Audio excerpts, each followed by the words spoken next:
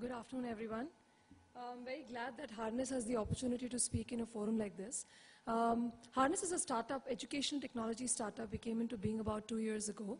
And we've developed a very innovative classroom collaboration software which can be used in distance learning or physical classrooms.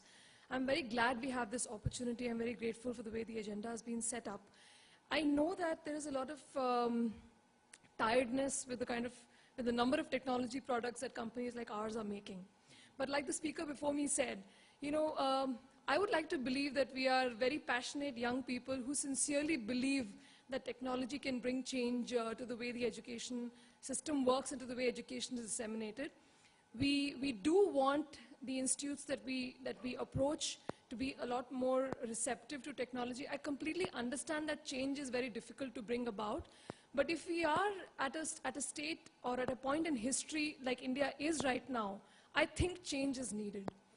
We are all people who've left, most of us have left high-paying, well-established corporate jobs to come and work in the education sector because we know that when we were studying as students, I've done my MBA from IIM Lucknow as well. I don't think I was prepared when I came to the corporate world.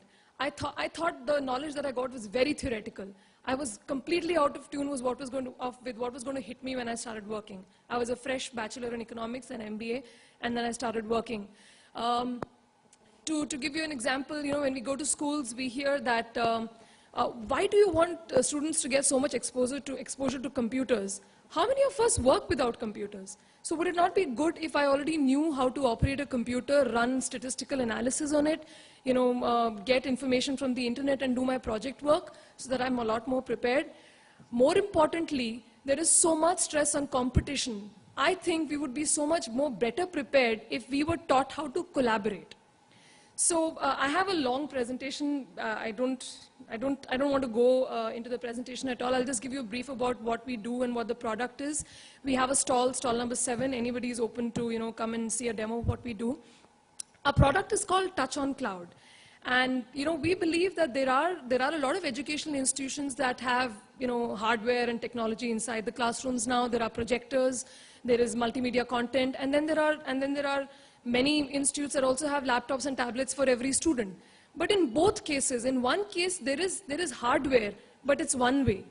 Then there is hardware for everyone, but there is no way to use it inside the classroom. So our product, Touch on Cloud, makes devices, whether they are tablets or laptops or even projectors, a lot more useful inside the class. We believe, and it's a fact, that there is information overload in this internet economy. There is in this world of internet, everybody has access to information. So what is the unique thing that the teacher can do?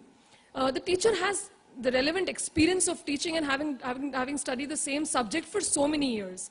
That's what the student doesn't have. It's not that the student doesn't know what the subject is, because he can go Google it, literally.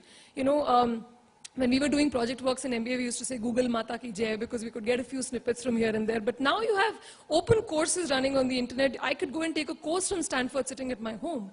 So what the teacher brings in is a unique perspective. But at the same time, we believe what the teacher needs to do is to completely open the class up. Let it be only collaboration, what Jaya spoke about, flipped classrooms.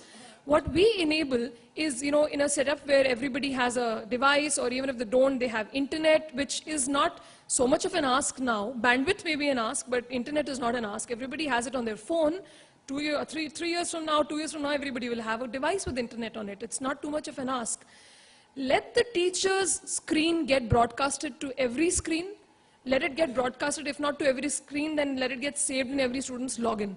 Let the students not bother about duplicating the blackboard.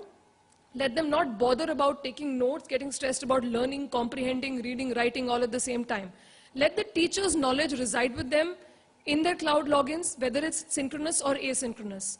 What the classroom needs to focus on is how we can learn together, how the teacher can literally in real time see what the students is doing. So our product enables live broadcasting, live whiteboard broadcasting.